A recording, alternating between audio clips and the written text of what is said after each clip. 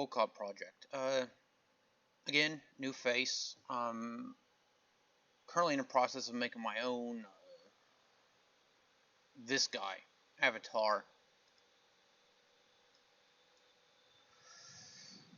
So, Kentucky has fallen, sadly, and I now have something I feel that is worth saying. I've seen it in this, especially this past 5 years. Mostly people coming from California, some from New York, but again, mostly California, because some of the gun laws, some of the prices of living, combination of both. Maybe they just wanted a change of scenery. But I do believe that most of it is due to gun laws. I believe most of it is due to cost of living. I know it's happened to other states. Not Texas isn't the only place Californians are fleeing to. They flee an area they did not like because of politicians, and then they come to Texas and every other state that they flee en masse to and vote the exact same way. That is nuts. I don't understand that. And it happens to other countries from other countries as well. Uh, People come from countries where the politics are dang, I forget the word again. Not what America should be. Communist or socialist. And then they come here and vote the same way. Then when they see half their paycheck gone due to taxes, they're like, whoa, I don't like this, but I'm still going to vote the same way.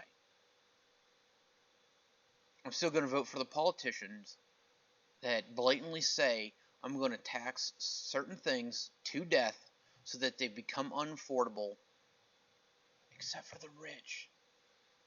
I want to say rich, I'm talking, they could spend $1 billion a day for a year and still not miss it.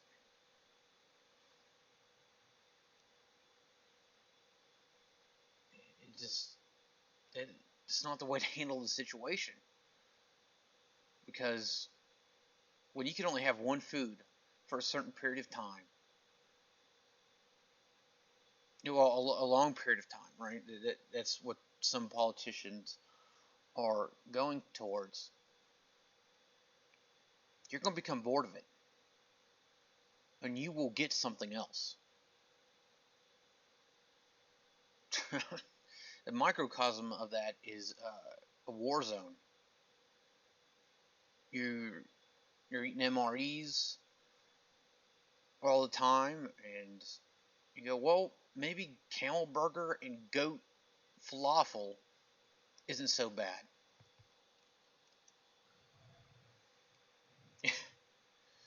Taxpayers got me a pretty nice laptop, and I can't get decent lighting. But that's on me. I'm not blaming taxpayers for that. I'm not saying it's their fault. I should be able to do it.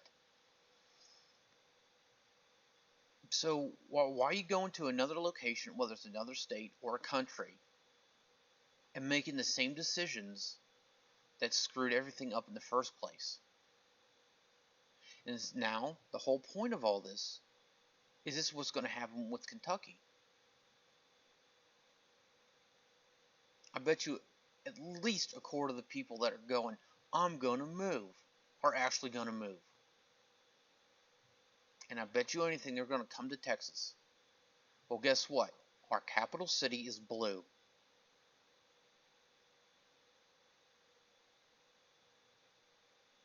Our capital city is just like California, where there is large swaths of the city just homelessness everywhere. I'm not blaming the homeless people. I'm blaming the politicians. Because just like California again,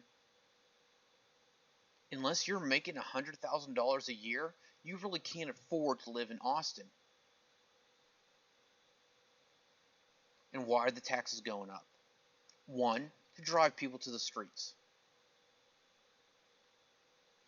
Two, to push people, if they're not in the streets, into smaller housing that's more and more compact. You go from apartments to duplexes to the street. It's ever smaller place, so people are easier to manage. And here's where I toot my own horn. For a year, I went to the politicians face to face to get something done, find a solution. And not a soul joined me.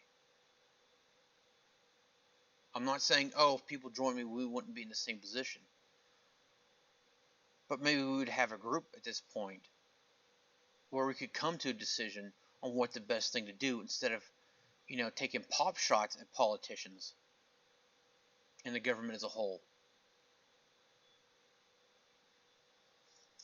Because the government's sole defense, it's the plan. You need to follow the plan.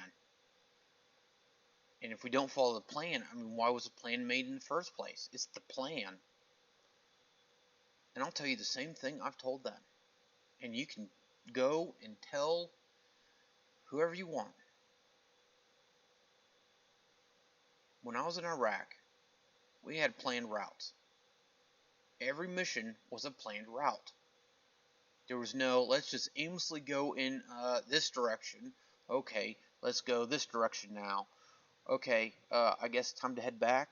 What do you think? No, none of that. It was all planned. Usually to the 15-minute mark. Sometimes to the minute.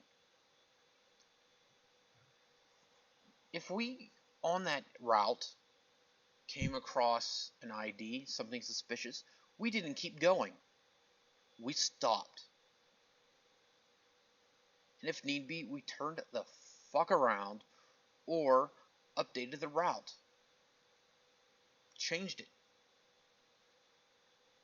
These politicians' plans are driving us to ruins.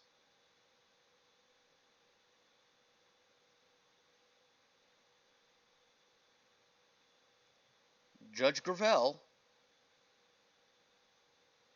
says 2020 will see the biggest economic development boom Williamson County has seen. And any politician who says stuff like that is guaranteed corrupt.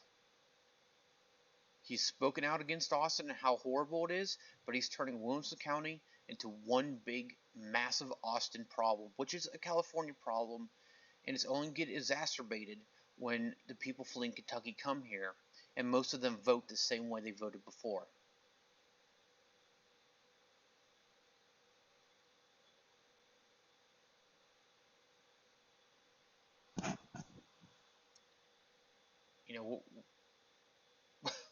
What more needs to be said?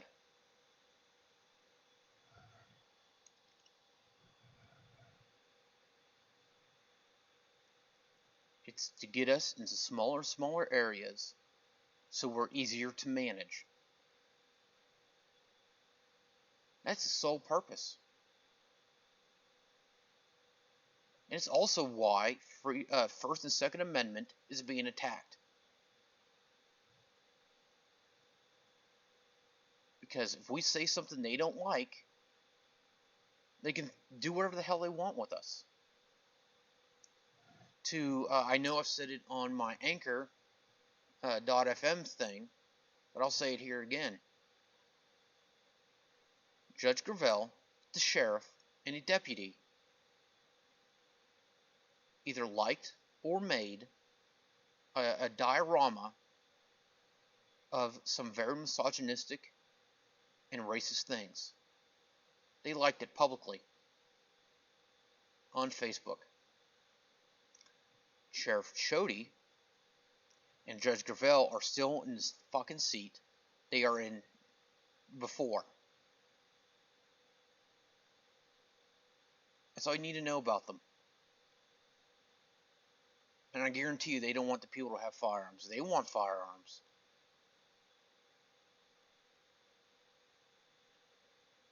I'm going to tell you what, since Gravel's been in office, more police have been in the courthouse than ever before because he's scared. And I'm sure the other council members are as well. They're scared. And the whole point of saying all that is that people want to get in droves said, hey, you need to step down. You need to do something about this. And the only thing that happened was the deputy was blamed and fired. Only after months of going to commissioner's court and people complaining in droves.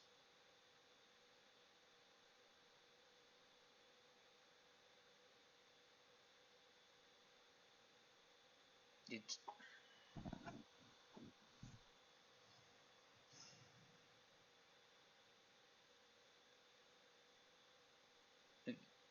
you know, every time somebody go, I don't understand. The only thing that gets people up and moving is, oh, an arena, a rodeo is going to be moving, shut down. A plaque is saying something that we don't agree with. Either by design or not, it's a distraction. And when you follow the money, Bloomberg, potentially our next president, funds anything and everything that is anti-gun. And I guarantee you, Ross Perot is right there next to him.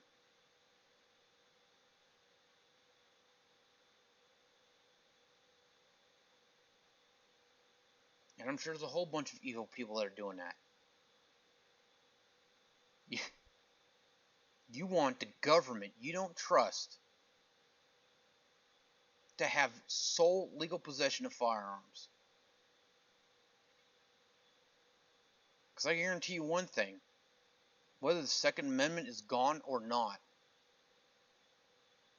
police and the government, well, I guess they are kind of the government, are going to have their firearms. Criminals still will have their firearms because they already don't care about the law.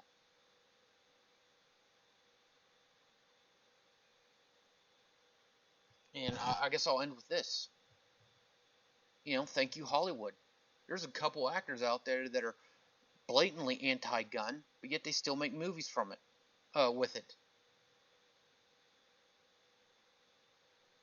You know, people see what was going on in the movies, go, all right, I know it's fantasy, but it must be real because of the gun. You know, I was watching a video the other day. You know, I'm not a James Bond fan, but he's mentioned how with what was it, 38 special or something like that, whatever the Walther or however you pronounce it, PPK, fires a small bullet out of a small barrel, and he's making a 100-yard shot. What could happen, but that's a whole bunch of luck. Or they see somebody running and gunning and just taking out whoever they're shooting at. Oh, every gun. Because a gun looks like this. That makes a bullet magically go on target. And then what little gun investigation they do, you go, oh, this gun in this caliber can shoot 1,000 yards. I don't like that.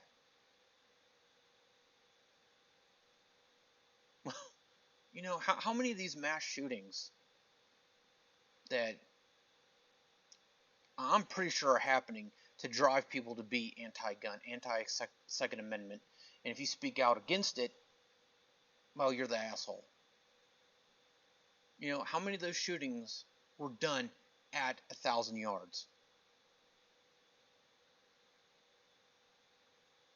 Most of them, actually, I think all of them, weren't done more than 10 yards.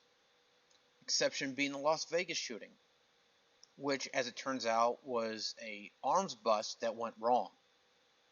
Turns out there was multiple shooters. Because the criminals don't care. They don't care about the law. Now, I'm not saying, oh, because somebody legally has a gun, they're a good guy. Doesn't make them a bad guy either. I think most of the people that own guns legally, at least for now, before they're turned to criminals overnight, aren't going to do anything if there is a shooting. They're going to duck like everybody else.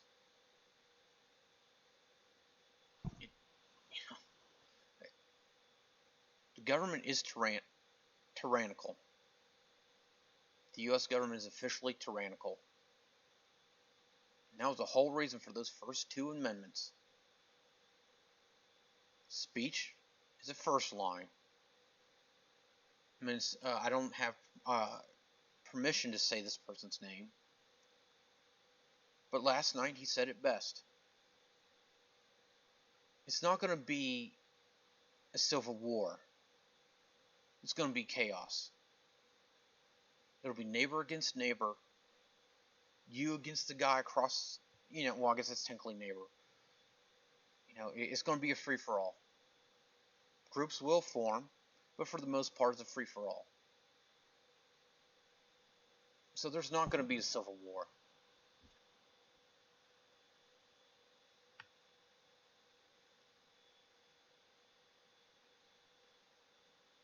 But still, it is completely wrong because people don't like the look of a gun.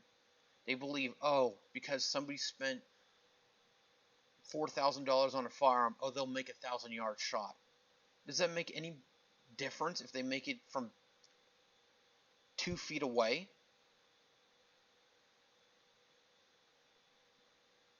No, it doesn't.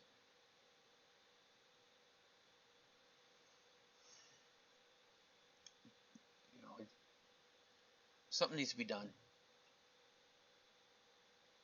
I don't know what, except avoid violence at all possibility, because once you're violent, they know what to do with you. And after watching, what was his name, Colin Noir, apparently in this Kentucky business, you cannot attend any rally with a firearm, legally owned or not, because it's going to be looked at as aggression. So, why fine? Hey, if you can legally have it, go ahead. Wear it open. I don't care. As long as your hand isn't on that firearm with an itchy trigger finger, I don't care.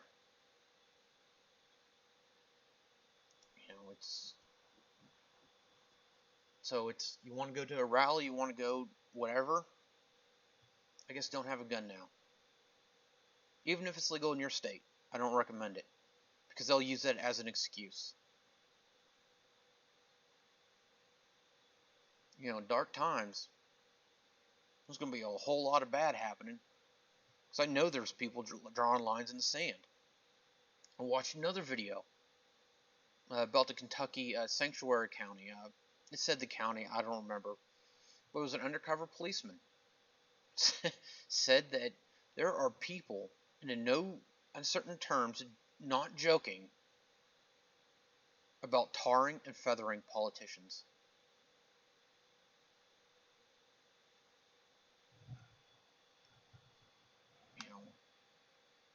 There's only one reason this no gun stuff gun stuff is being talked about, because the people in the wrong don't want to get shot. They're just like that was the whole point. So for months, the county commissioners were drilled because of that misogynistic deal, and then they lessened people's amount of time they can talk. That's attack on First Amendment right there, as far as I'm concerned, because they were too weak to handle the criticism. And whether it's a politician or not, If you're too weak to handle the criticism, then you know damn well what you're doing is wrong. Thank you for watching.